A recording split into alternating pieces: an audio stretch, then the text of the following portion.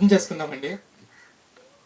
మహాపరిశుద్ధుడా మా కన్న తండ్రి, ఎదుగుని తండ్రి, నీ ఇష్టం ప్రకారం మేమందరం సంఘంగా కూడుకున్నట్టు నీ ఇష్టం ప్రకారం మేమందరం కూడుకుని నీ జ్ఞానాన్ని నేర్చుకుంటున్నాం తండ్రి. ఇదిగోండి తండ్రి, వస్తున్న ప్రతి మాట మేము పలుకుతున్నప్పటికీ నీ మనసులో నీ చిత్త ప్రకారంగా మేము చేస్తున్నాం తండ్రి. ప్రతి క్రియ కూడా నీకు ఇష్టమైనదిగా ఉండాలని మేము ఎంతో ఆశపడుతున్నాం తండ్రి. నువ్వు చెప్పినట్టుగా మంచి ప్రవర్తన, మంచి మనస్సు, మంచి ప్రేమ, మంచి కృప ఇవన్నీ మా పట్ల ఉండాలి తండ్రి. ఇవన్నీ మేము కనపరిచేవారిగా ఉండాలని మేము కోరుకుంటున్నాం తండ్రి. అన్ని విధాలు మీరు మాకు సహాయం అందిస్తారని కోరుకుంటూ ఈ చిన్న ప్రార్థనని యేసుక్రీస్తు నామంలో అడిగి వేడుకుంటున్నాం తండ్రి. ఆమేన్. అందరికీ వందనాలండి.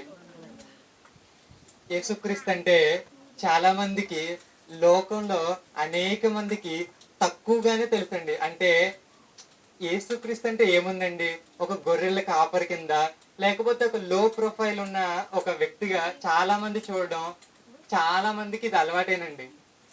ఇంకా కొంతమంది మనం చెప్పుకోవాలంటే, ఈయన మానవుల దేవుడండి, ఈయన తక్కువ కులం వాళ్ళ దేవుడండి. తక్కువ కులం ఎక్కువ కులం కాదండి, అందరికీ ఉన్న ఒకే ఒక్క దేవుడు ఎవరంటే యేసుక్రీస్తు వారు. ఆయనకి సాధ్యం కానిది అంటూ ఏమీ లేదు. ఆయనకి సాధ్యం ఇది కాదు అన్నది ఏమీ లేదు. అయితే సింహాల నోరుని కూడా ఏం చేయగలడంట దేవుడు? ముయించగలడంట. ఎవరన్నా అనుకుంటారా? మొన్న మన ఊర్లో సింహం వచ్చిందండి. అసలు అందరూ ఏం మాట్లాడుకున్నారు? మన ఏపు వస్తుంది అంటారా, మన ఏపు వస్తుంది అంటారా? కానీ దేవుని నమ్ముకున్న వాళ్ళకి ఏమి భరోసా ఉంది? ఇదిగో నా దేవుడు ఆ సింహాన్ని కూడా ఏం చేయగలడు? ఆ నోరు కూడా దేవుడు ముయించగలడు. ఈరోజు మనకు కూడా అనేకమైన విషయాలు ఉండొచ్చండి. ఒకటి గుర్తుంచుకోగలిగితే, అది యేసుక్రీస్తు చేయలేకపోయాడంటే ఇంక ప్రపంచంలో ఎవ్వరు చేయలేరు. ఎందుకంటే ఆయనకి అసాధ్యమైందంటూ ఏదీ లేదు. ఆయనకి అన్ని సాధ్యమే. ప్రతిదీ కలిగి ఉన్నది ఏదియు ఆయన లేకుండా కలగలేదంట. అంటే జరిగింది ఏదైనా కూడా ఆయనకి తెలియకుండా, ఆయన కనుసంగంలో తప్ప బయటికి వెళ్ళేది ఏదీ లేదండి. సరేనండి, ఈరోజు పౌలు గారి రెండో ప్రయాణాన్ని మనం ఈరోజు చెప్పుకుందాం. చెప్పుకునే ముందుగా కొంచెం సులభంగా ఉండడం కోసం నేనేం చేశానంటే, రాజుల గురించి, చక్రవర్తుల గురించి ముందు చెప్పేస్తాను. సో దట్ మనం ప్రయాణం మాట్లాడుకుంటున్నప్పుడు అప్పుడు మనకి కన్ఫ్యూజన్ రాకుండా ఉంటుంది. సో బైబిల్లో ఈ యేసుక్రీస్తు టైంలో, పౌలు గారు రెండో ప్రయాణం, ఒకటో ప్రయాణం, ఈ ప్రయాణాల టైంలో, కొత్త నిబంధన ఈ టైంలో రోమాకి 4 చక్రవర్తులు ఉన్నారండి. రోమాకి 4 చక్రవర్తులు ఉన్నారు. ఇంతకీ చక్రవర్తి అంటే ఏంటి? చక్రవర్తి అంటే ఏంటి? చక్రవర్తి అంటే ఏంటి? రాజులకి రాజు. ఇది బాగుంది, రాజులకి రాజు. కైసరు అనే పదాన్ని మనం బైబిల్లో వింటాం. కైసర్ అంటే ఏంటంటే చక్రవర్తి. రోమా చక్రవర్తులను ఏమంటారంటే కైసరు. రాష్ట్రపతి అని ఎవరినంటారండి? దేశానికి ఫస్ట్ పర్సన్ ని ఏమంటారంటే రాష్ట్రపతి అంటారు. అలాగే ఇక్కడ కూడా రోమా చక్రవర్తులు ఒక 4 కనిపిస్తారండి మనకి. ఔగుస్తు అనే పదాన్ని మనం విన్నాం. తిబెరి అనే ఒక పదాన్ని కూడా మనం విన్నాం. అలాగే ఇంకా క్లౌదియా చక్రవర్తిని కూడా మనం విన్నాం. అలాగే నీరో చక్రవర్తిని కూడా విన్నాం.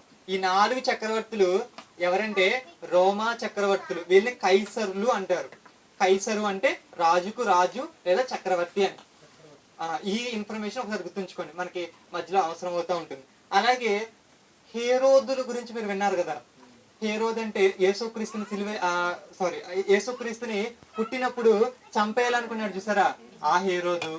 పురుగులు పడి చనిపోతాడు చూసారా, ఇదిగోండి ఆ హేరోదు. ఇలా హేరోదులు ఉన్నారు. మొత్తం 5 హేరోదులు మనకు కనిపిస్తారండి బైబిల్లో. అంటే చాలా మంది ఉండవచ్చు, కాకపోతే బైబిల్లో మనకు చెప్పినవి మాత్రం 5 హేరోదులు మాత్రమే.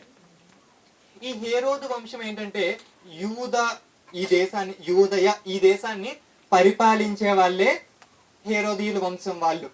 హేరోదులు అంటే ఎవరండి? రాజు. ఎవరు? దేనికి రాజు? యూదా దేశానికి రాజు, యూదయ దేశానికి రాజు. మరి కైసర్ ఎవరు?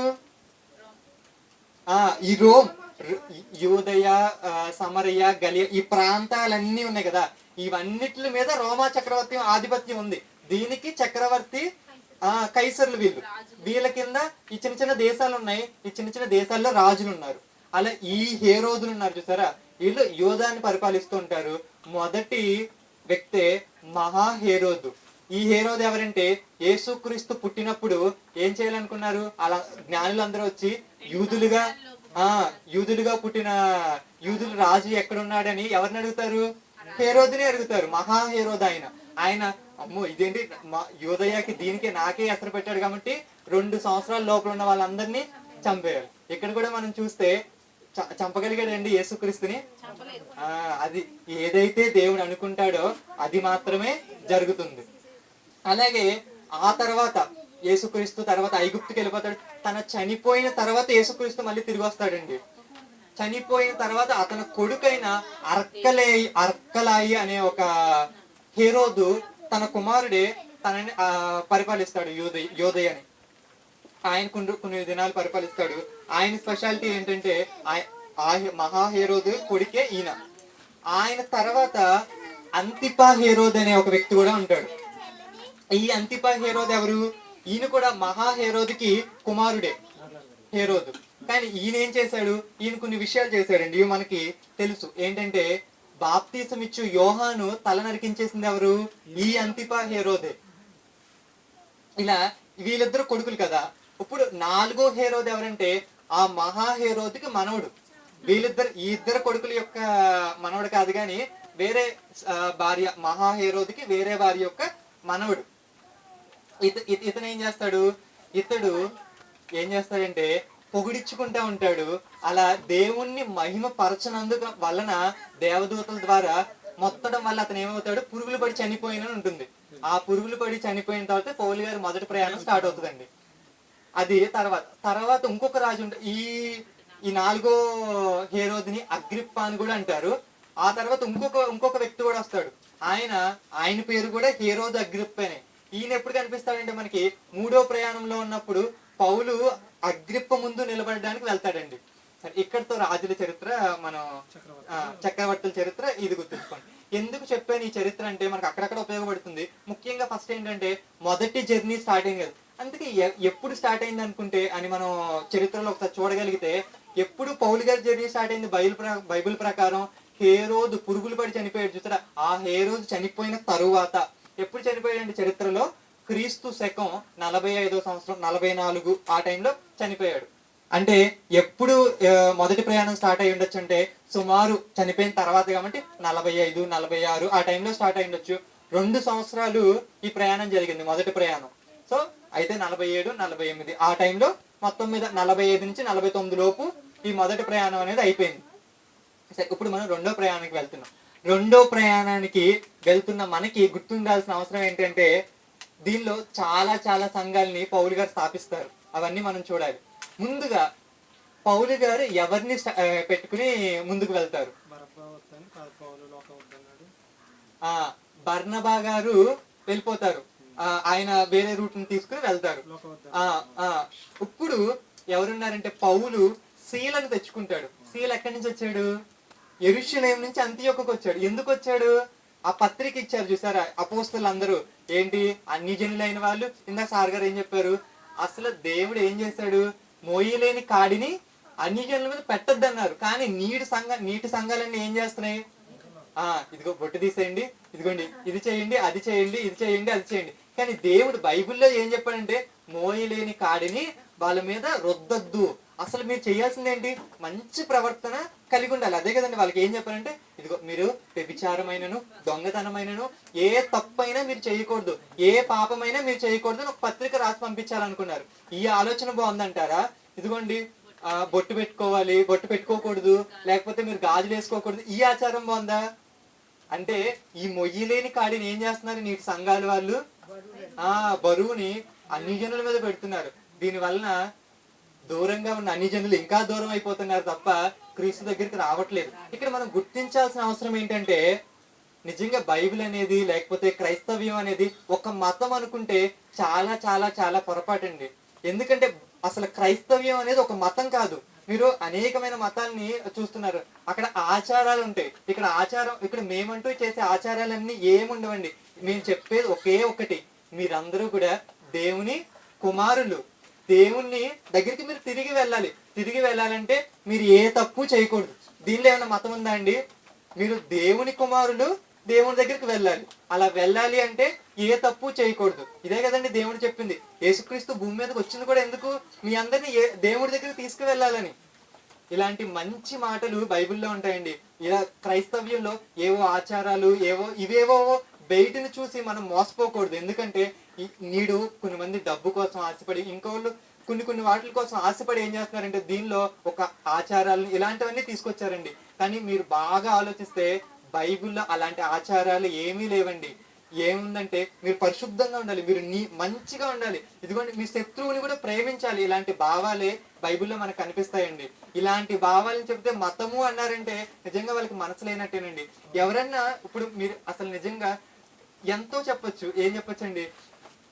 అనేక మంది వాళ్ళ గ్రంథాలు ఉన్నాయి, కానీ ఎక్కడా కూడా ఏం లేదంటే శత్రువుని ప్రేమించమని ఎక్కడా లేదండి. కానీ బైబిల్లో ఏముందంటే ఇదిగోండి మీ పొరుగు వాడిని ప్రేమించండి, ఇదిగోండి ముందు మీ వాళ్ళని ప్రేమించండి అనే కాదండి, మీ శత్రువులను కూడా ప్రేమించండి. ఇదిగోండి అసలు శత్రువుల్ని ప్రేమించడం ఏంటండి?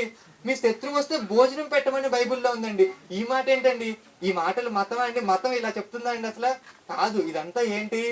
దేవుడు తండ్రి, మనం అందరం ఒక కుమారును. ఇంకా మనందరం దేవుని కుమారులం అయితే ఇప్పుడు మీ ఇంట్లో అక్క చెల్లెలు ఉంటారండి, వాళ్ళిద్దరూ వీడిని నేను అసలు క్షమించనని ఎవరైనా అంటారండి? ఎంత తప్పు చేసినా మా చెల్లె మా అక్కే అని అనుకుంటామా లేదా అండి? ఇప్పుడు యేసుక్రీస్తు చెప్పింది కూడా సేమ్ అదే మాట అండి. మనందరం ఎవరి కుమారులం? దేవుని కుమారులం. ఇక మళ్ళీ మన మధ్యలో కొట్లాటలేంటి? మన మధ్యలో దెబ్బలాటలేంటి? ఇదిగో ఒకటి ఎక్కువ ఒకటి తక్కువ ఏంటి? మనందరం దేవుని కుమారులం. ఇటు చూడండి, ఎన్నో మంది కులాల పేర్లతో మతాల పేర్లతో విడిపోయి. క్రైస్తవ్యం అనేది మతంగానే చూడకూడదు. అసలు మతం అనే ఒక దాన్ని దీనికి అంటించకూడదు అసలు. ఎందుకంటే ఇది మతం కాదు. ఎక్కడా కూడా బైబిల్లో ఇది మతం అని కానీ, లేకపోతే ఇది ఒక మతంగా ప్రచురించమని కానీ ఎక్కడా లేదండి. ఇది ఒక మార్గముగా. దేనికి మార్గం? మీరందరూ దేవుడి దగ్గర నుంచి వచ్చారు, అక్కడ వెళ్ళడానికి ఇది ఒక మార్గం కింద మనకు కనిపిస్తుందండి. సరే, అలా ముందుకు వెళ్ళగలిగితే పౌలు బర్నబా గారు ఈ ఉద్దేశాన్నే పెట్టుకుని, ఇదిగో యేసుక్రీస్తు మన కోసం మరణించాడు, ఇదిగో యేసుక్రీస్తు మన కోసం ఏం చేశాడు? మరణించి తిరిగి లేచాడు. ఇదిగో మీరు కూడా దేవుని దగ్గరికి వెళ్ళాలనుకుంటున్నారు కదా, మీరు కూడా తిరిగి రావాలనుకుంటున్నారు కదా. మరి రావాలి అనుకుంటుంటే యేసుక్రీస్తు దగ్గరికి రావాలని ఈ మార్గం గురించి చెప్పడానికి రెండో ప్రయాణానికి బయలుదేరుతున్నారు. ఎవరెవరు బయలుదేరుతున్నారండి? పౌలు, శీల, వీళ్ళిద్దరూ బయలుదేరుతున్నారు. మొదటి ప్రయాణంలో ఎవరెవరు వెళ్ళారండి? పౌలు, బర్నబా. మార్కు అనే మారు పేరు కలిగిన యోహాన్ గారు వెళ్ళారు, మధ్యలోంచి వచ్చేసారు. అయినప్పటికీ పౌలు, బర్నబా. రెండో ప్రయాణంలో పౌలు, శీల. ఇక్కడి వరకు అర్థమైంది కదా? ప్రయాణంలోకి వెళ్తున్నప్పుడు మొదటిగా వీళ్ళు ఏమనుకున్నారంటే, ఇదిగో మొదటి ప్రయాణంలో కొన్ని సంఘాలను స్థాపించాం, మరి ఎలా ఉన్నారో చూడాలనుకున్నారు. మనం కూడా అంతే కదండి. ఎవరైనా ఒక మంచి మార్గంలోకి తీసుకొచ్చినప్పుడు, ఎవరికైనా దేవుని గురించి, యేసుక్రీస్తు గురించి చెప్పినప్పుడు వీళ్ళు ఎలా ఉన్నారంటే ఏంటి? వీళ్ళు క్రైస్తవ్యంలో ఎలా ఉన్నారు ఏంటి అంటే దాని అర్థం ఏంటి? ఇది ఏమైనా తప్పు చేస్తూ మళ్ళీ తప్పిపోతున్నారా? ఏమైనా దొంగతనం మళ్ళీ చేస్తున్నారా? మళ్ళీ వ్యభిచారం చేస్తున్నారా? లేకపోతే మళ్ళీ ఏమైనా తప్పులు చేస్తున్నారు? అలా చేయకూడదు కదా. అంటే మళ్ళీ ఒక గబాలమని ఏమైనా తప్పిపోతున్నారేమో సరిచేయవలసిన బాధ్యత సేవకుడిగా మనందరి మీద ఉంటుందండి. పౌలు శీల కూడా అదే ఉద్దేశంతో స్టార్ట్ అవుతున్నారు. ఏంటంటే రెండో ప్రయాణం స్టార్ట్ అవుతూ ఫస్ట్ తార్సు అనే ప్రదేశానికి వెళ్తారు. తార్సు పౌలు గారి సొంతూరు. బర్నబా గారి సొంతూరు ఏంటంటే కుప్ర. బర్నబా గారు, మార్కు గారు అటు వైపు వెళ్తారు. వీళ్ళు ఏంటంటే ఇటు పక్కకు వస్తున్నారు. తార్సు వాళ్ళ సొంతూరు. అక్కడికి వెళ్ళిపోయిన తర్వాత డెర్బే ప్రాంతానికి వస్తారు. మళ్ళీ తిరిగి వెళ్తున్నారు. ఇవన్నీ ప్రాంతాలు మళ్ళీ గలతీలో ప్రాంతాలన్నీ చుట్టుముడతారు వీళ్ళు. అక్కడ తర్వాత లుస్త్రాకి వెళ్తారు. లుస్త్రాలో పౌలు గారికి దొరికిన వండర్ఫుల్ క్యాండిడేటే తిమోతి గారండి. అక్క భలే చెప్తుంది. ఎందుకంటే అక్క మన ఇంకొక మంచి మాట కూడా చెప్పింది. ఈ సందర్భంగా గుర్తుంచుకోవాలి. ఏంటంటే తిమోతి గారు ఎవరండి అంటే ఒకసారి తన పేరెంట్స్ గురించి గుర్తు చేసుకోగలిగితే, తన తండ్రి అన్యుడు, తల్లి యూదురాలు, విశ్వాసరాలు, యూదురాలు. ఇలా తిమోతి వీళ్ళిద్దరు అంటే డిఫరెంట్ క్యాడర్ లో నుంచి వచ్చినప్పటికీ ఈ తిమోతి గురించి మనం చాలా చెప్పుకోవాలి. ఏంటంటే ఒకసారి మీరు చాలా బాగా వినండి. తిమోతి గారికి ఏం పేరుందంటే మంచి పేరుందంట. ఏం పేరుందండి? మంచి పేరుందంట. అందుకే మంచి పేరు ఉండడం ఏంటి అంటే ప్రతి విషయంలోనూ ఆయన పర్ఫెక్ట్ గా మంచిగా ఉన్నాడు. ఈ లుస్త్రాలో పౌలు గారికి దొరికిన అస్త్రం ఏంటండి? తిమోతి. ఈయన మంచి పేరు. ఈరోజు మనకి ఏం చెప్తున్నాడంటే తిమోతి గారు, మంచి పేరు మీకు కలిగి ఉండాలండి, మంచి పేరు మీకు ఉండాలి. మంచి పేరు కలిగి ఉండడానికి ఏం ఫాలో అవ్వాలండి? క్రైస్తవ్యంలో అనేకమైనవి ఉన్నాయి. ఏంటి? నీ పొరుగు వారిని ప్రేమించమన్నారు. వాళ్ళు ఒకవేళ తిట్టినా కూడా నువ్వేం చేయాలి? ప్రేమించమన్నారు. వాళ్ళు తిట్టినా కూడా నువ్వు ప్రేమించావు అంటే నిన్ను మంచివాడు అంటారా, చెడ్డవాడు అంటారా? అంటే బైబిల్ చెప్తున్న సిద్ధాంతాలు ఒకసారి చూడండి. ఏంటి ఈ బైబిల్ సిద్ధాంతం ఏంటి మీరు అని అడిగితే, ఎదుటి వాళ్ళు మిమ్మల్ని ఏం చేస్తున్నారో తిడుతున్నా కూడా మీరు ఏం చేయాలి? వాళ్ళని ప్రేమించాలి, వాళ్ళకి మంచి చేయాలి. ఏంటి తిడుతున్నా మంచి చేయాలా? అవును, తిడుతున్నా కూడా మంచి చేయాలి. అలా మంచి చేస్తే దేవుడు మీకు మంచి చేస్తాడని బైబిల్లోనే ఉందండి. మీ పరలోకపు తండ్రి మిమ్మల్ని క్షమించాలంటే మీరు క్షమించాలి, ఆయన మీకు దయ చూపాలంటే మీరు దయ చూపాలి, ఆయన మీ ఎడల కరుణ చూపించి మీ ఎడల మంచి చేయాలి అంటే మీరు కూడా పక్కనున్న వాళ్ళకి ఏం చేయాలి? కరుణ చూపించి మంచి చేయాలి. మీరు మంచి చేస్తేనే దేవుడు మీకు మంచి చేస్తాడని బైబిల్ చెప్తుందండి. సరే, అలా ముందుకు వెళ్తే తిమోతి గారికి మంచి పేరుంది. అప్పుడు ఇక్కడికి వచ్చిన తర్వాత ఈ మంచి పేరున్న తిమోతికి ఇదే నేటివ్ ప్లేస్ లుస్త్రాలోనే ఆయన పుట్టి పెరిగింది. పౌలు గారు వచ్చి, నీకు మంచి పేరు ఉంది కదా, ఇదిగో ప్రయాణానికి వెళ్తున్నావు, నువ్వు మాతో పాటు వస్తానంటే, ఓకే అంకుల్, నేను పౌలు అంకుల్ నేను వచ్చేస్తాను అని అనలేదండి. ఏమన్నాడంటే, పౌలు గారు వారిని నేను ఫాలో అయితే నా విశ్వాస జీవితం ఎలా ఉంటుందో అని ఆలోచించుకుని అన్ని తెలుసుకుని పౌల్ని ఫాలో అయ్యాడంటండి. అది ఎక్కడుందో ఒకసారి చూద్దాం. తిమోతికి రాసిన 2వ పత్రిక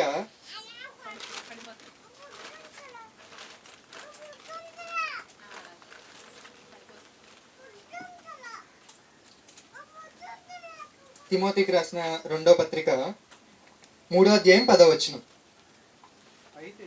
అయితే పౌలు గారు రాస్తున్నారండి. పౌలు గారు రాస్తున్నారు, నీవు నా బోధ. నీవు అంటే ఎవరికి రాస్తున్నారు? తిమోతి. నీవు అంటే తిమోతి. తిమోతి, నీవు పౌలునైన నా బోధ యందును, నా ప్రవర్తన యందును, నా ఉద్దేశమందును, నా విశ్వాసమును, నా దీర్ఘశాంతమును,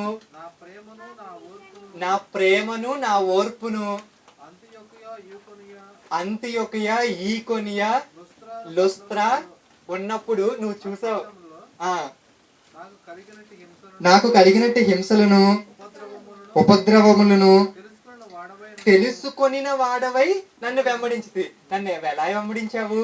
ఎలా? నేను ఏదో వచ్చేయమంటే వచ్చేలేదు. ఈకొనియా, లుస్త్రా, దెర్బే ఈ ప్రాంతాల్లో మేము ప్రయాణించినప్పుడు మేము చేసిన బోధ, ప్రవర్తన, ఉద్దేశములు ఇవన్నీ తెలుసుకొనిన వాడవంట. ఇప్పుడు మీరు చెప్పండి, బైబిల్ని చదవాలా, ప్రవర్తించాలా? ప్రవర్తించాలి. ఇక్కడ పౌలు గారు అదే చెప్తున్నారు, నా బోధ యందును, నా ప్రవర్తన యందును. అంటే ఇక్కడికి వస్తున్న మీరందరూ కూడా చేయవలసిన పని ఏంటంటే, చెప్పటం ఒకటే కాదు, వినటం ఒకటే కాదు, పౌలు గారు ప్రవర్తన చూసి తిమోతి గారు మారారంట. ఇక్కడ అదే కదండి రాయబడి ఉంది, నా బోధ యందును, నా ప్రవర్తన యందును. అంటే పౌలు గారు ఈ మాట రాశారంటే తిమోతి గారు ఎందుకు మారారు? నేను చెప్పిన మాటల ప్రకారమే కాదు, నా బ్రతుకుని కూడా చూశారు. ఇదిగో పౌలైన నా బ్రతుకుని నేను చేస్తున్న పనిని, నేను బ్రతుకుతున్న ఈ బ్రతుకుని చూసి తిమోతి నన్ను వెంబడించాడు, తెలుసుకొనిన వాడనై వెంబడించాడంట. అంటే ఒక వ్యక్తి ఎవరైనా క్రీస్తు ప్రేమను తెలుసుకోవాలంటే 2 విషయాలు జరగాలి. ఒకటి, మనం చెప్పాలి, చెప్పడంతో పాటు మన జీవితం కూడా ఎలా ఉండాలి? మంచిగా ఉండాలి, మంచిగా ఉండాలి. ఇదే కదండి ఇప్పుడు మనం చెప్పుకుంటుంది, ఇన్ని సంవత్సరాలుగా మేము చెప్పుకుంటున్నాం. సారం ఏంటంటే, మీరు మనందరం కూడా దేవుని కుమారులు, మనందరం ఏం చేయాలంటే మంచిగా ఉండాలి. ఇదిగో దేవుడు చెప్పిన ఆజ్ఞ ప్రకారం మనం బ్రతకాలి, మన శత్రువుని కూడా మనం ప్రేమించాలి. ఇంత మంచి భావాలు చెప్పే పుస్తకం ప్రపంచంలో ఎక్కడైనా ఉందంటారండి? లేదండి. అందుకే బైబిల్ కొన్న స్పెషాలిటీ ఏంటంటే, ఇది దైవ గ్రంథం, పరిశుద్ధ గ్రంథం. ప్రపంచంలో అన్నిటికంటే ఎక్కువ అమ్ముడయ్యే పుస్తకమే బైబిల్ అండి. ఎందుకు అనుకున్నారు? దీనిలో మనిషిని మార్చి మనసును మార్చే మాటలు దేవుడు రాయించాడు. ఎందుకంటే మనుషులు రాయించిన పుస్తకాలు ఎలా ఉంటాయండి? అవి ఒకసారి చదివితేనే బోర్ కొడుతుంది. ఇన్ని సంవత్సరాలుగా చదువుతున్న ప్రతిసారి ఏదో ఒక కొత్త విషయం బయటకు వస్తుందంటే ఇది దేవుడు రాయించాడు. దేవుడు రాయించిన దానిలోనే భావాలు ఎలా ఉంటాయి. దేవుడు మాత్రమే చెప్పగలడు మీ శత్రువుల్ని కూడా ప్రేమించండి అని. ఇలాంటి మంచి పుస్తకం మన అందరం ఈ పుస్తకం దగ్గరికి వచ్చినందుకు, ఈ దేవుని దగ్గరికి వచ్చినందుకు మనం ఎంతో గొప్పండి. సరే అండి, ఇంకా మనం ముందుకు వెళ్ళగలిగితే ఇక్కడ తిమోతి గారు ఎందుకు మారారో మీకు అర్థమైంది, ఎందుకు వెంబడించారో మీకు అర్థమైంది. ఏదో ఏదో అని కాదు, కానీ ఇదిగో మంచిగా ప్రవర్తన మంచి ప్రవర్తన, మంచి బోధ ఇవన్నీ విని తెలుసుకుని మారినట్టుగా మనకు అర్థమవుతుంది. ఇప్పుడు వెళ్తున్నారు, ఎదరికి వెళ్తున్నారు, లుస్త్ర నుంచి ముందుకు వెళ్తున్నారు. ముందుకు వెళ్తుంటే వాళ్ళకి వీళ్ళిద్దరు ఎవరెవరు ఉన్నారండి? పౌలు, శీలతో పాటు తిమోతి వచ్చారు. ఇక్కడ ఇంకొక విషయం కూడా చెప్పాలి. బర్నబా గారు, మార్కు గారు ఎటువైపుగా కుప్ర అటువైపుగా వెళ్తారు. వాళ్ళ పరిచయం జరుగుతుంది. ఇక్కడ లూకా గారు కూడా ఉన్నారని మనం గుర్తించాలి. ఎందుకంటే అపోస్తుల కార్యాల్లో ఆయన రాస్తూ మేము అని కలుపుకుని మాట్లాడతారు. దాన్ని బట్టి మనం ఏం అర్థం చేసుకోవచ్చండి, వీళ్ళతో పాటు ఈ రెండో ప్రయాణంలో లూకా గారు కూడా ఉన్నట్టుగా మనకి అర్థమవుతుందండి. ఎవరెవరు వెళ్తున్నారండి? పౌలు, శీల మెయిన్ క్యాండిడేట్స్. జూనియర్ గా ఎవరున్నారంటే తిమోతి గారు జూనియర్ గా ఉన్నారు. వీళ్ళతో పాటు లూకా కూడా ఉన్నట్టుగా మనకు తెలుస్తుంది. అపోస్తుల కార్యాల్లో మనకి ఆ విషయం అర్థమవుతుంది. ముఖ్యంగా పౌలు, శీల, తిమోతి గారు వీళ్ళు వెళ్తూ ఉంటారు.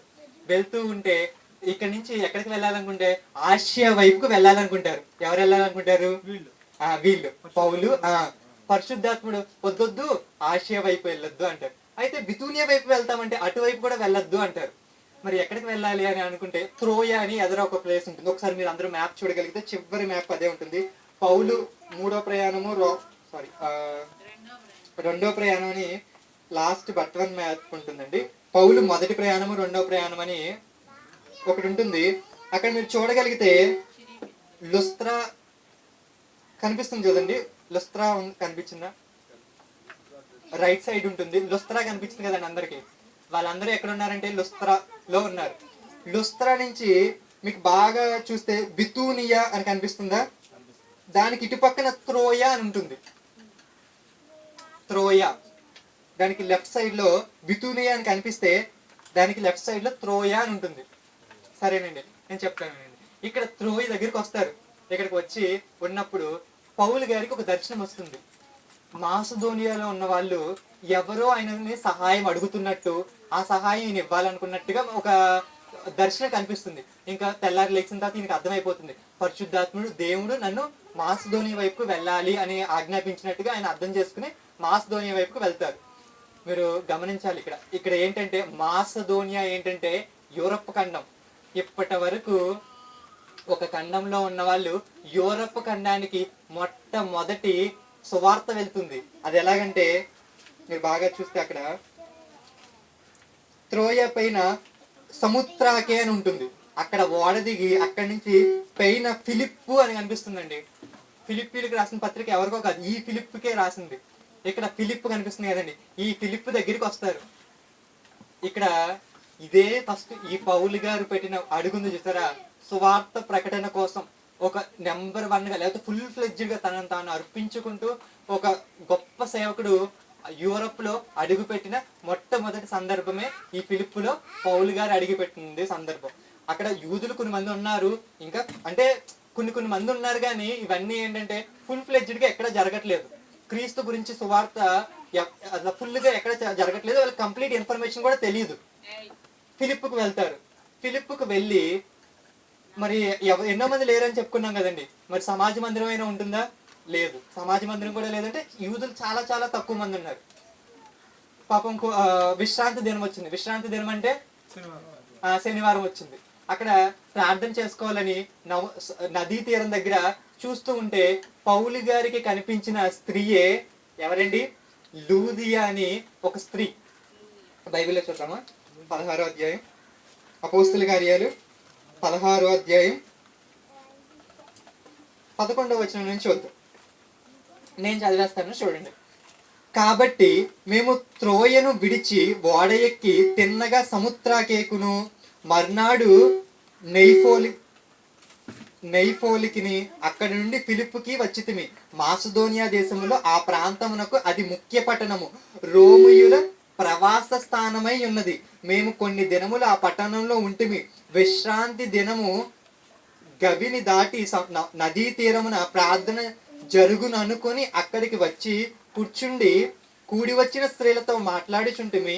అక్కడ లూదియా అను దైవభక్తి గల స్త్రీ వినుచుండెను. ఇక్కడ లూదియా అనే ఒక స్త్రీ కనిపించింది. ఇవిడ ఏంటంటే ఊదా రంగుని అమ్ముకుంటూ ఉంటుంది. తుయతైరా పట్టణస్తురాలు బైబిల్లో ఉంటుంది. ఈవిడ పౌలు గారు చెబుతున్నారు, ఇదిగోండి ఏం చెప్తున్నారు పౌలు గారు, అసలు పౌలు గారు ఎందుకు వచ్చారు, ఇదిగోండి మనమందరం కూడా ఇదిగో దేవుని కుమారులు, మనందరం కూడా దేవుని సొత్తైన ప్రజలం అని చెప్పడానికి ఇక్కడికి వచ్చి అదే విషయాలు చెప్తున్నారు. ఇదిగో మీకు తెలుసా, ఇదిగోండి యేసుక్రీస్తు వారు మన పాపాల నిమిత్తం ఆయన మరణించాడు. ఇదిగో మనందరం దేవుని దగ్గర నుంచి వచ్చాం, మనందరం పాపాలు చేసాం. ఇప్పుడు పాపాలతో మనం పరలోకానికి వెళ్ళలేం, స్వర్గానికి వెళ్ళలేం. ఇలా వెళ్ళలేనప్పుడు మరి ఈ పాపంతో వెళ్ళలేకపోతే మన పరిస్థితి ఏంటి? ఇంకెప్పుడు నరకం వైపైనా మనం వెళ్ళిపోవాలి? లేదండి, ఇదిగోండి యేసుక్రీస్తుని దేవుడు నియమించి ఆయన సిలువ యాగం ద్వారా మనందరికీ మళ్ళీ నిత్య జీవితాన్ని అనుగ్రహించాడు. అంటే మన పాపాలు తీయడానికి ఎవరికి అధికారం ఉందండి? యేసుక్రీస్తుకి మాత్రమే. భూమి మీద మీరు ఏదన్నా తప్పు చేస్తే ఆ తప్పుని క్షమించగలిగే ఒకే ఒక్క అధికారం ఎవరికి ఉంది? యేసుక్రీస్తు వారికి ఉందండి. ఇప్పుడు మీరు కూడా ఇక్కడ ఉన్న వాళ్ళు, మనందరం కూడా అనేకమైన తప్పులు చేసి ఉండవచ్చు. పూర్వం క్రీస్తులోకి రాకముందు మనం క్రీస్తులోనికి ఎందుకు వచ్చాం? ఇదిగో మంచిగా బ్రతకాలని. ఇదిగోండి, ఇదిగో ఇక్కడి నుంచి అయినా మనం దేవుని కుమారులుగా బ్రతకాలి. ఇదిగో ఏ తప్పు చేయకూడదు, ఎవరి మీద ఏ తప్పు మనం నిందారహితంగా బ్రతకాలి, ఏ తప్పు చేయకుండా బ్రతకాలి, ఎవరిని ఒక పల్లెత్తి మాట అనకూడదు, మంచిగా బ్రతకాలని ఇక్కడ మనందరం వచ్చాం కదా. ఇలాగే ఇక్కడ కూడా ఇవే మాటలు పౌలు గారు చెప్తే లోదియా అనే స్త్రీ మారింది. తన మారడమే కాదు కానీ తన కుటుంబాన్ని కూడా మార్చుకుని, ఇదిగో మా కుటుంబంలో ఇంటికి తీసుకువెళ్తుంది. పౌలు గారిని, శీల గారిని, వీళ్ళందరినీ ఇంటికి తీసుకువెళ్ళి వాళ్ళందరికీ చెప్పించి వాళ్ళందరికీ బాప్తిస్మం ఇప్పిస్తుందండి. ఆ తర్వాత పౌలు గారిని, శీల గారిని చెప్తుంది, ఇదిగో మీకు ఇష్టమైతే ఇదిగోండి ఈ ఫిలిప్పులో ఉన్నప్పుడు మా దగ్గరే ఉండండి అని చెప్తుంది.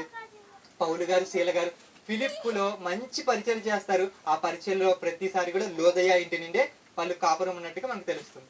సరే, ఇంకా ముందుకు వెళ్తే ఈ ఫిలిప్పులోనే ఉన్నారు. ఫిలిప్పులో అండి అన్ని అద్భుతాలేనండి. చూద్దాం అవేంటో చూద్దాం. ముందుగా ఒక లూదియా అనే స్త్రీ మారిన తర్వాత ప్రార్థన చేసుకోవడానికి రోజు వెళ్ళి వస్తున్నారు. ఎవరెవరు వెళ్ళి వస్తున్నారు? పౌలు, శీల, తిమోతి, ఇంకా లోక, ఇంకా లూదియా అని ఈ స్త్రీ. వీళ్ళందరూ ఇక్కడ ఇంకా కొన్ని మంది స్త్రీలు కూడా ఉన్నారు.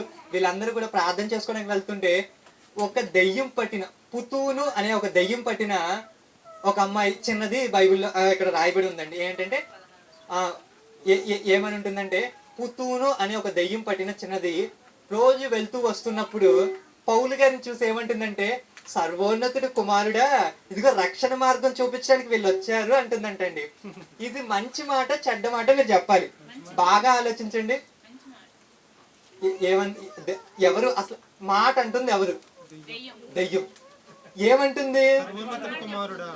సర్వోన్నతుడి కుమారుడా, ఇదిగో రక్షణ మార్గాన్ని నువ్వు చూపిస్తున్నావు, రక్షించాలంటే ఎలాగో నువ్వు చెబుతున్నావు అని అంటుంది. మంచి మాట అని మీరు అంటున్నారు.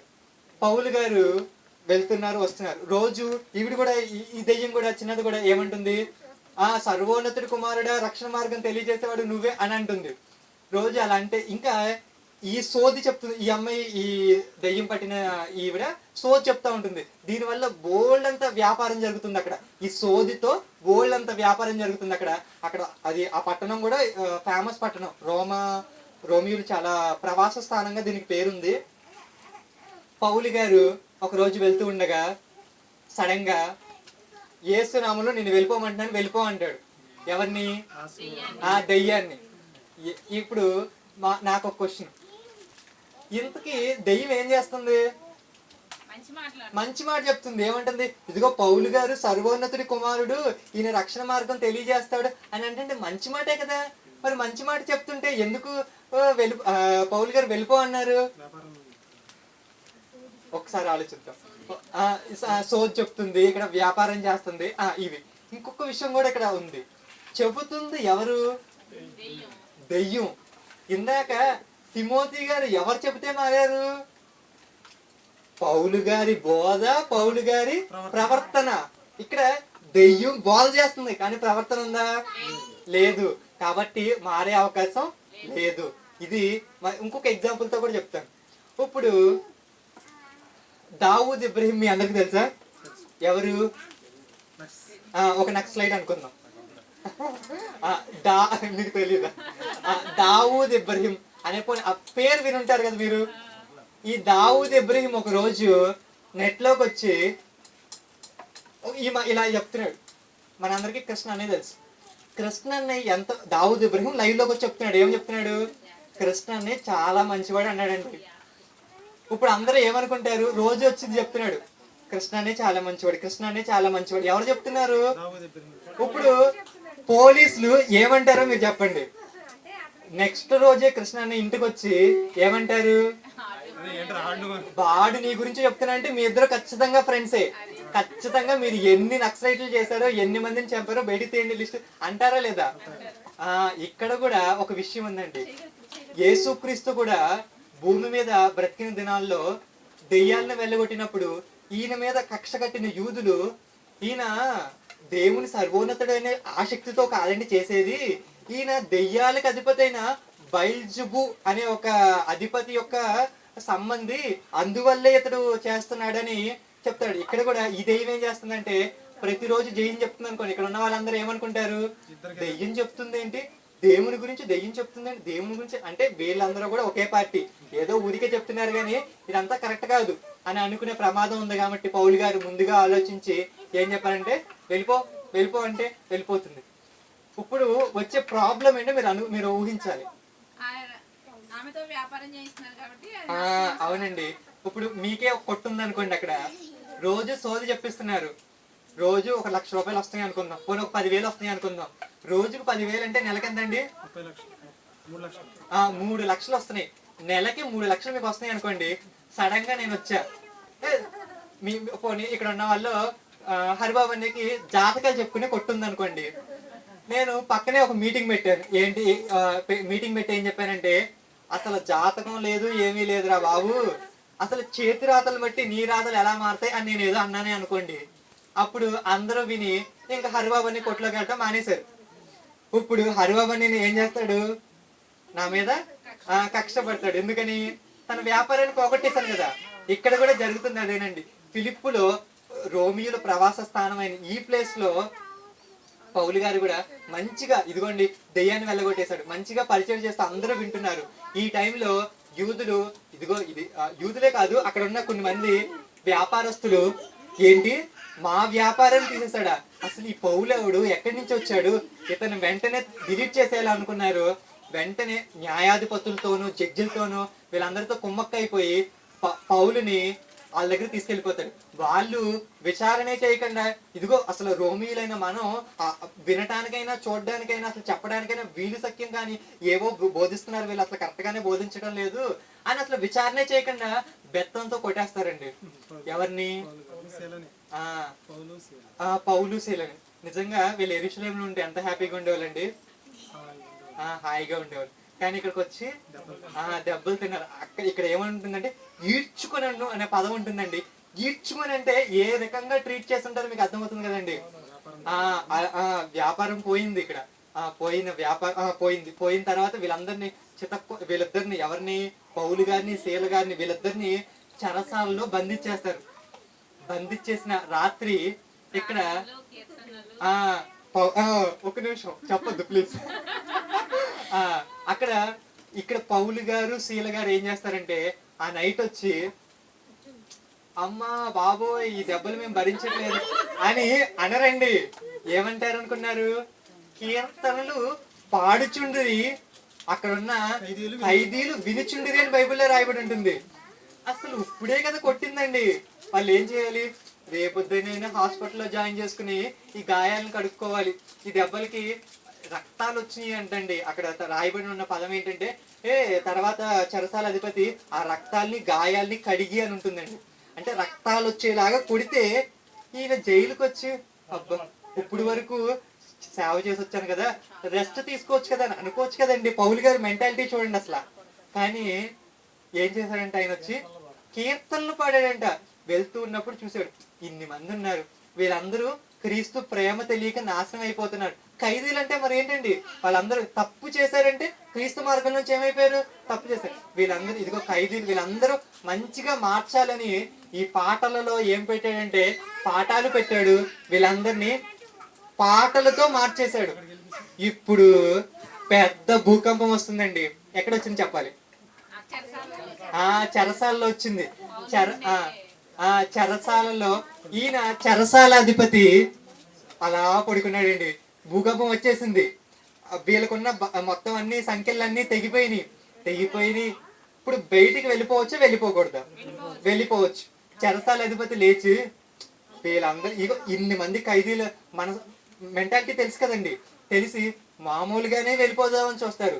భూకంపం వచ్చి సంఖ్యలు ఊడిపోయినాయి అంటే అసలు చూడకుండానే చచ్చిపోవాలని కత్తి తీసుకుంటాడు. అప్పుడు లోపల నుంచి ఒక స్వరం వచ్చి, అది ఎవరి స్వరం అండి? పౌలు గారి స్వరం.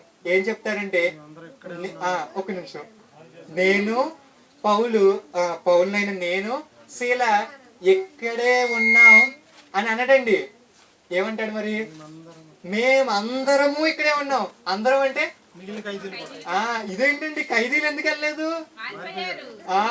ఇది చూడండి, క్రీస్తు ప్రేమలు ఖైదీలు మారారా? ఖైదీలు అసలు ఖైదీ ఎందుకు అవుతారు మీరు చెప్పండి? ఏదో చిన్న తప్పు చేసి మద్దరిచ్చుంటారు వాళ్ళ ఇంట్లో వాళ్ళు. మారరు. తర్వాత పెద్దవాటికి అలవాటు పడిపోతారు. అప్పుడు ఎక్కడో చోట దొరుకుతారు. దొరికిన తర్వాత ఖైదీలో తీసుకొచ్చేస్తారు. అలాంటి మారిన ఒక వ్యక్తిని పౌలు గారు మాటలతో మార్చేశారండి. ఇంతకీ సంఖ్యలు ఊడిపోయినా కూడా మళ్ళీ బయటకు వెళ్తే మా జీవితం అలాగే ఉంటుంది. అట్లీస్ట్ ఈ పౌలు దగ్గర ఉంటే, చెరసాల్లో అయినా పర్వాలేదు, పౌలు గారి దగ్గర ఉంటే ఏమైనా కొన్ని మంచి మాటలు నేర్చుకోవచ్చు, మా జీవితాన్ని మంచిగా చేసుకోవచ్చు అనే ఒక ఆలోచనతో ఖైదీలందరూ అక్కడే ఉన్నారంటండి. ఇంకా చూసుకోండి, చెరసాల అధిపతి అవాక్కైపోతాడు.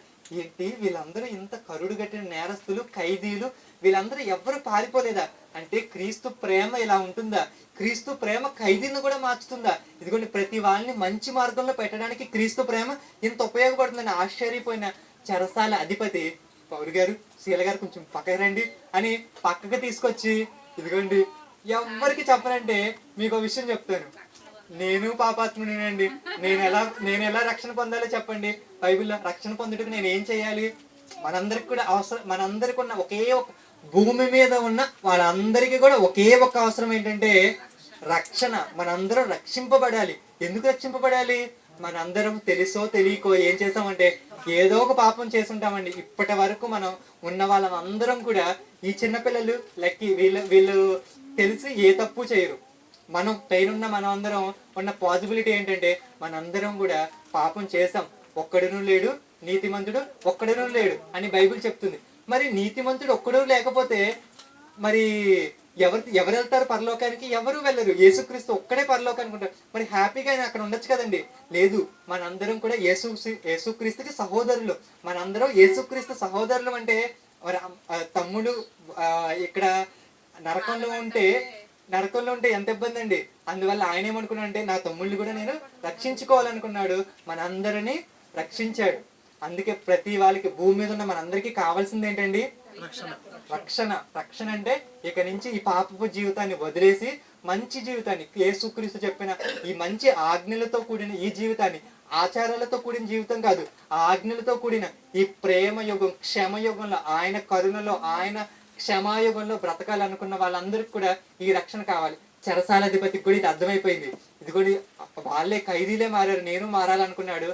ఇప్పుడు పౌలు గారు ఇదిగోండి, యేసుక్రీస్తు యందు విశ్వాసం ఉంచడం వలన నీవు రక్షింపబడతావంటే అక్కడితో అయిపోయేది. నీవు నీ ఇంటి వారికి కూడా రక్షింపబడతారనేపాటికి చెరసాల అధిపతికి బల్బు వెలిగింది. అమ్మో, మా ఇంటి వారికి కూడా కావాలి కదా, ఇప్పుడు మా ఇంటి వాళ్ళని కూడా రక్షించుకోవాలి కదా అని అర్థమైపోయి ఆయన వెంటనే అర్ధరాత్రి, అప్పుడే ఆ టైంలోనే ఎక్కడికి వెళ్తారంటే ఇంటికి వెళ్ళిపోయి వాళ్ళకి కూడా వాక్యం చెప్పి వాళ్ళందరూ కలిసి బాప్తిసం తీసుకుని వస్తారండి. అక్కడ ఒకసారి మీరు ఆ పదాన్ని చదవగలిగితే 33 అండి. రాత్రి ఆగడిలోనే అతడు వారిని తీసుకుని వచ్చి వారి గాయములు కడిగాడు. ఒక్క నిమిషం ఇక్కడ ఆగుదామండి. గాయాలు ఎప్పుడు కడిగాడండి? ఇంటికి వచ్చిన తర్వాత అడిగాడు. అంటే పాటలు పాడింది, ఖైదీలను మార్చింది, తర్వాత చెరసాల అధిపతిని మార్చింది. ఇవన్నీ గాయాలు అంటే రక్తం కారుతూ ఉండగానే చేశాడండి పౌలు గారు. రక్తాలు కారుతున్నా కూడా ఏం చేశాడండి? స్వార్థని వ్యాప్తి చేయటం ఆపలేదండి. ఇంత మంచి వాక్యం వీళ్ళందరికీ చెప్పాలనుకున్నాడు. దానిలో బలంగా నిలబడిన ఒక ఇంచక్క మనం ఎవరిని మాదిరికరంగా పెట్టుకోవాలంటే పౌలు చూడండి మనకి ఎంత సవాళ్ళను విసురుతున్నాడు. నన్ను పోలి నడుచుకున్నాడండి. అక్కడ యేసుక్రీస్తుని, ఇదిగో నేను యేసుక్రీస్తుని పోలి నడుచుకుంటున్నాను, నన్ను పోలి నడుచుకుంటాను అంటే ఆయన జీవితం అలా ఉందా అండి? ఇదిగోండి రక్తాలు వస్తున్నా కూడా ఇదిగోండి మంచి మాటలు చెప్పాలని ఆశపడ్డాడు, అలాగే బ్రతికాడు. ఇక్కడ అలాగే వాళ్ళందరినీ మార్చుతాడు. నెక్స్ట్ రోజు ఆలోచిస్తారు వాళ్ళందరూ న్యాయాధిపతులు, సర్లేండి వీళ్ళందరినీ వదిలేద్దామని వదిలేస్తారు. ఎవరిని? పౌలు శీలని చెరసాలలోంచి వదిలేస్తాడు. ఇప్పుడు మీరైతే ఏం చేస్తారు చెప్పండి? మనం ఎక్కడున్నామండి? ఎక్కడున్నాం మనం? ఎక్కడున్నాం? ఎక్కడ, ఏ ప్రదేశంలో ఉన్నాం? ఫిలిప్పులో ఉన్నామండి.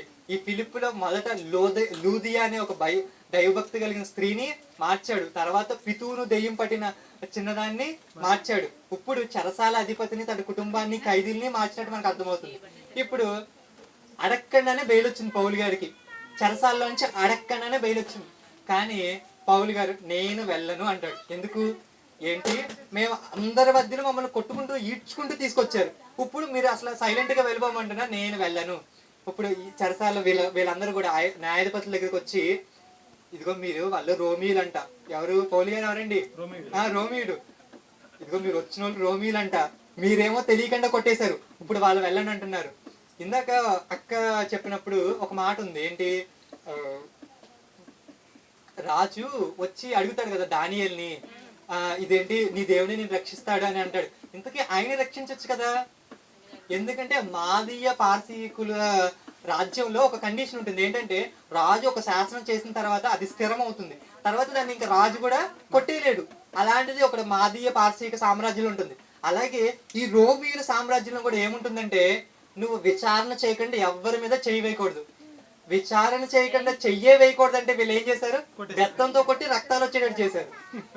ఇక పౌలు గారికి లా తెలుసు, పౌలు గారికి లోక్యం తెలుసు, పౌలు గారికి లోక జ్ఞానం కూడా తెలుసు. ఇవన్నీ తెలిసిన పౌలు గారు నేను వెళ్ళను అంటారు. అప్పుడు వాళ్ళందరూ వచ్చి ఇదిగోండి వెళ్ళండి వెళ్ళండి అని వీళ్ళు ఫిలిప్పు నుంచే పంపించేస్తారండి. ఏంటంటే పట్టణం వెలుపలికి పంపించేసినట్టు ఉంటుంది. ఇలా ఫిలిప్పులో ఒక మంచి బ్రహ్మాండమైన ఒక సంఘాన్ని ఏర్పాటు చేస్తారండి. ఖైదీలు మారిపోయారు, చెరసాలాధిపతి మారారు, లూదియా దైవభక్తి అయిన స్త్రీ తన కుటుంబాన్ని కాపాడుకుంది. ఇక్కడ మనం కూడా చూడాల్సింది ఏంటంటే, లూదియా గాని చెరసాలాధిపతులు కానీ ఏం చేశారు? తాను మాత్రమే కాదు కానీ తన కుటుంబాన్ని కూడా రక్షించుకోవాలని కోరుకున్నారు. ఈరోజు మనకి కూడా కొన్ని మందికి ఉన్న ఇష్టం ఏంటంటే, తన కుటుంబం కూడా మారాలి అని ఆశపడుతూ ఉంటారు. దాని ప్రకారం మనం ఏం చేయాలి? కష్టపడాలి. ఆ కష్టపడితే ఇక్కడ వీళ్ళు ఎలా మార్చుకున్నారో మనం కూడా మార్చుకునే అవకాశం రావచ్చు. అలా అంటే మనం అసలు ప్రయత్నమే చేయకపోతే రాదు. సరే, ఇంకా ముందుకు వెళ్తే ఫిలిప్పు నుండి ముందుకు వెళ్తారు. అప్పుడు థెస్సలోనిక అనే పత్రికలు ఉన్నాయి చూసారా, ఆ సంఘాన్ని ఆ ప్రదేశానికి వెళ్తారు. ఇప్పటి వరకు పౌలు గారు ఏ పత్రికలు రాయలేదండి. గలతీలకు రాసిన పత్రిక మాత్రం రెండో ప్రయాణానికి ముందు రాస్తారు. దానిలో కూడా ఒకటి ఉంది, అది నెక్స్ట్ మూడో ప్రయాణం చెప్పినప్పుడు పత్రికల గురించి మాట్లాడుకుందాం. ఇప్పుడైతే ముందుకు వెళ్ళిపోదాం. ఇప్పుడు థెస్సలోనిక వచ్చారు. థెస్సలోనిక వచ్చిన తర్వాత ఇక్కడ ఉన్న వాళ్ళు అంత స్ట్రాంగ్ గా ఉండదు అనమాట, అంత బలంగా ఉండరు. కాబట్టి పౌలు గారు ఇక్కడ తన కష్టంతోనే మొత్తం అంతా పని చేసుకుంటాడు. ఇక్కడ తన పని చేసుకుంటేనే తన డబ్బులతోనే మొత్తం అంతా ఈ ప్రయాణం అంతా సాగుతుంది. ఇంకా ఫిలిప్పులో ఉన్న వాళ్ళు పౌలు గారికి కొంత దాతృత్వం సహాయం చేస్తే దాని ద్వారా థెస్సలోనికలో సంఘం నడుస్తూ ఉంటుంది. ఇక్కడ 3 విశ్రాంతి దినములు అక్కడ బోధిస్తాడు. కేసే క్రీస్తు అని బోధిస్తూ, అంటే ఒప్పించుచు తర్కించుచు అని బైబిల్లో రాయబడి ఉంటుందండి. ఎందుకంటే అక్కడ సమాజ మందిరం ఉంటుంది. ఏంటి, ఈ థెస్సలోని ఫిలిప్పులో ఏం లేదు, సమాజ మందిరం లేదు, కానీ ఇక్కడ సమాజ మందిరం ఉంది. యూదులతో ఇప్పుడు గొడవ వచ్చింది. ఏంటి, వీళ్ళు యేసుక్రీస్తు అంటే ఒప్పుకోరు, మళ్ళీ వాళ్ళు పాత నిబంధన ఫాలో అవుతూ కొన్ని ఆచారాలని వాళ్ళు దైవోపదేశాలుగా భావించే ఫిలాసఫీ వాళ్ళకు ఉంది. సో ఇలా ఉన్న సందర్భాల్లో పౌలు గారు అక్కడ చెబుతారు. కానీ ఇక్కడ ఉన్న సందర్భాలను బట్టి ఏం చేస్తారంటే ఇంకా ముందుకు వెళ్ళిపోతారు. అక్కడ స్థాపిస్తారు, థెస్సలోనిక సంఘంలో ఒక మంచి సంఘాన్ని స్థాపిస్తారు, కొన్ని మందిని మార్చి. తర్వాత ఇంకా ముందుకు వస్తే ముందు వచ్చే ప్రదేశమే బెరయా. బెరయా అనగానే మీ అందరికి ఏం గుర్తుకు వస్తుందండి? క్రైస్తవులు, గనులు. గనుల ఎవరు? బెరయాలో ఉన్న వాళ్ళు గనులు అంటే గొప్ప వాళ్ళు. మామూలుగా గనులు అంటే ఏంటి? గ్రేట్ అంటే బెరయా సంఘాన్ని దేవుడు బైబిల్లో ఏమని రాయించాడు? గ్రేట్. అబ్బా, మీకు ఎప్పుడన్నా అనిపించిందో లేదో, నాకు అప్పుడప్పుడు అనిపిస్తుందండి, బొంగూరు సంఘాన్ని దేవుడు గ్రేట్ అంటే బాగుండని. నిజమే కదండి, గ్రేట్. నిజంగా గ్రేట్ అవునో కాదో ఒక్క చిన్న ఎగ్జాంపుల్ చెప్తానండి. మీ అందరికి సుందర్రావు గారు తెలుసా అండి? మీ అందరికి ఇష్టమా అండి? నాకు కూడా చాలా ఇష్టం. ఎందుకంటే మంచి వార్తను, మంచి మాటలను ఆయన సమాజానికి అందించినట్టుగా మనకు తెలుసు. ఆయన మొన్న జనవరిలో సెమినార్లో ఒక ప్రసంగం చేశారండి. అందరూ ఆరోగ్యంగా ఉండడం కోసం ఒక ప్రసంగం చేశాడు. మొత్తం 3 రోజులు చెప్పారు ఆయన. అంటే సెమినార్లో మొత్తం ఆయన చెప్పాడు. ఆయన ఏం చెప్పాడో తెలుసా అండి? ఏం చెప్పారనుకుంటున్నారు మీరు? ఆయన ఎక్స్పీరియన్స్ తో చెప్పండి ఒకసారి. ఆయన ఎక్స్పీరియన్స్ తో చెప్పండి చెప్పండి. మనము చెప్పుకున్నాం చూసారా అండి, అసలు దానిని దాటిపోలేదు తెలుసా అండి? ఆరోగ్య రహస్యాలు మనం చెప్పుకున్నాం చూసారా, దానిని దాటిపోలేదు. కానీ విచిత్రం ఏంటి తెలుసా, ఆ సెమినార్ కంటే ముందు జనవరిలో ఆ సెమినార్ జరిగింది, డిసెంబర్ లో మన సెమినార్ జరిగింది. దానికి ముందు మనం విపులంగా చెప్పుకున్నామండి.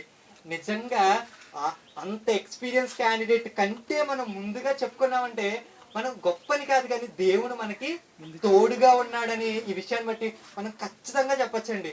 మన సంఘంతో ఎవరున్నారని మనకు అర్థమవుతుందండి, దేవుడు. అందుకే ఈ మంచి మాటలు మనకి ముందుగా చెప్పాడంటే ఏంటండి, దేవుడు పలికిస్తేనే కదండి, దేవుడి ద్వారానే కదండి. అంటే దేవుడు మనల్ని ఎలా అనుకున్నాడంటే మనల్ని కూడా ఒక గనులుగా లేకపోతే ఒక మంచి వ్యక్తిగా, ఇది ఈ సంఘంతో నేను తోడుగా ఉండాలి అంటే ఆ మాటలు మనకి ముందుగా అందించాడంటే, ముందుగా ఏదన్నా ముందుగా అంటే బైబిల్లో ముందుగా దానికి చాలా అర్థం ఉంటుందండి. మీకు ప్రతి దానిలో ముందుగా ఇవ్వాలని ఉంటుంది.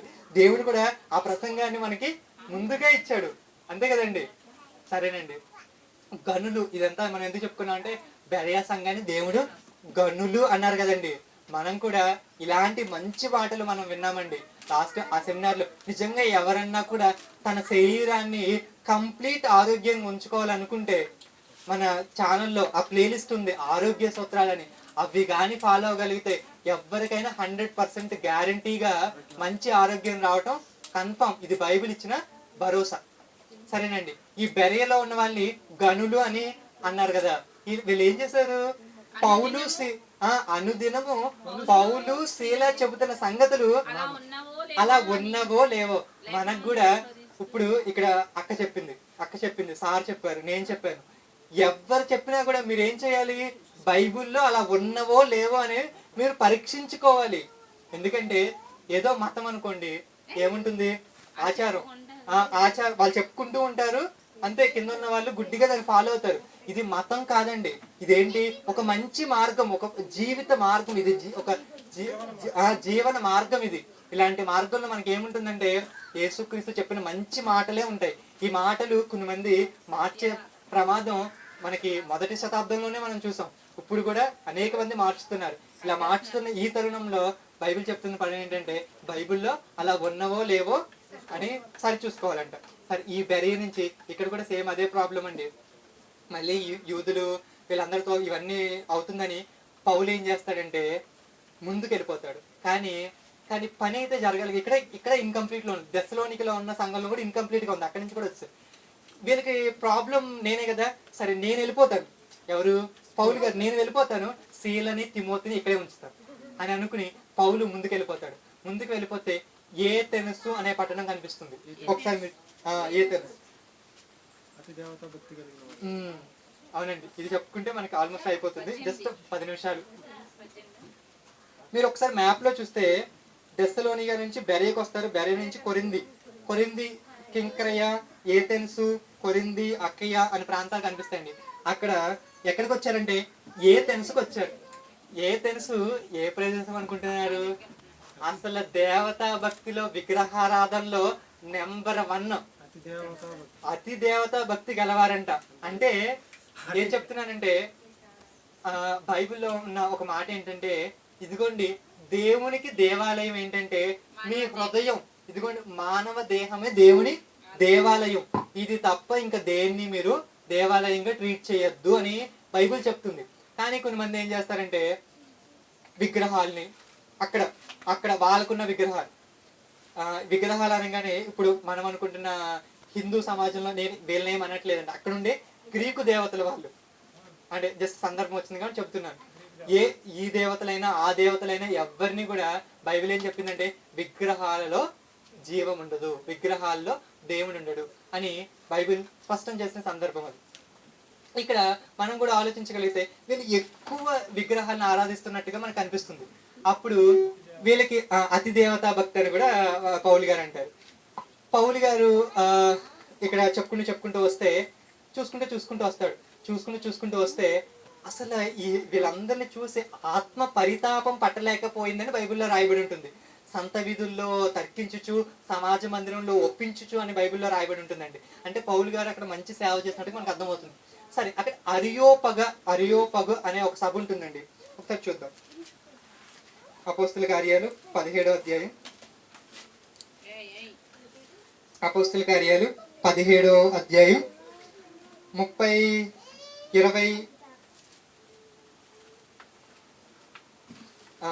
19 నుంచి నేను చదువుతానండి. అంతటా వారు అతన్ని వెంటబెట్టుకుని అరియోపగ అను సభ యొద్దకు తీసుకుని పోయి, నీవు చేయుచున్న ఈ నూతన బోధ ఎట్టిదో మేము తెలుసుకొని వచ్చినా. వీళ్ళకున్న ఒక అలవాటు ఏంటంటే కొత్త విషయాలు తెలుసుకోవాలనుకుంటారంటండి. ఎవరు? ఏ తెలుసులో ఉన్న వాళ్ళు ఏంటంటే కొత్త విషయాలు వాటిని ఫాలో అవడం పక్కన పెడితే కొత్త విషయాల గురించి తెలుసుకోవాలండి. ఇదిగో నువ్వు కూడా ఏదో కొత్త బోధ చెప్తున్నావు అంట కదా, ఇంతకీ ఏం చెప్తున్నావు మేము తెలుసుకోవాలని అని పౌలు గారిని అడిగితే పౌలు గారు వద్దంటేనే చెప్పే రకం. అలాంటిది రండి చెప్పండి అని అంటే చెప్పండి ఉంటాడండి, చెప్తారు. ఇక్కడికి వచ్చి అసలు పౌలు గారు ఇక్కడ చెబుతున్న స్పీచ్ ని మీరు బాగా ఆలోచించగలిగితే, ఒకసారి పిసిదీలోని అంతియొకలో పౌలు గారు బోధ స్టార్ట్ చేస్తారండి. మీరు ఎవరైనా చెప్పగలరు అక్కడ ఏం జరిగిందో? అది కాదు, పిసిదీలో, అది సిరియాలోని అంతియొక. పిసిదీలోని అంతియొకలో ఏం జరిగిద్దంటే, ఇజ్రాయేల్ వారులారా, దేవునికి భయపడి వారులారా అని ఇజ్రాయేల్ గురించి చెప్పుకుంటా వస్తే పట్టణం అంతా వచ్చిందంటండి వినడానికి నెక్స్ట్ విశ్రాంతి దినానికి. మీకు గుర్తుంది కదండి? అది ఎక్కడంటే గల్తీ ప్రాంతాల దగ్గర అంతియొకలో. సరే, ఇక్కడ కూడా ఏథెన్స్లో కూడా అలాగే స్టార్ట్ చేయమంటారా పౌలు గారిని? ఇజ్రాయేల్ వారులారా, దేవునికి భయపడు వారులారా అంటే వీళ్ళకి ఏమైనా అర్థం అవుతుందా? వీళ్ళు ఏకదం అన్యజనులు, వీళ్ళకి అసలు అవేమిటో కూడా తెలియదు. కాబట్టి ఇక్కడ ఏం చేశాడంటే వెళుతూ ఉన్నప్పుడు కొన్ని చూశాడు. ఏంటి? ప్రతిమలను చూశాడు. అప్పుడు అందుకని ఏం చేశాడంటే, ఇదిగోండి ఏథెన్స్ వారులారా, మీకు అతి దేవతా భక్తి ఉందని నాకు అర్థమవుతుంది. వీళ్ళు ఏమనుకున్నారంటే పొగడంగానే ఏమనుకున్నారంటే, అబ్బా మాకు దేవతా భక్తి, మీరు దొంగలంటే ఇబ్బంది కదండి. కానీ ఏమన్నాడు? మీకు భక్తి ఎక్కువండి, ఏథెన్స్ వారులారా మీకు భక్తి ఎక్కువండి అని చెప్తున్న మాటను మనం ఇక్కడ వింటున్నాం. అంటే ఎలా హ్యాండిల్ చేస్తున్నాడు సిచ్యువేషన్ చూడండి. అక్కడ వాళ్ళకి ఇదిగో ఇజ్రాయేల్ వారులారా, దేవుని భయపడి వారులారా అని ఒక మంచి బైబిల్లో ఉన్న ఒక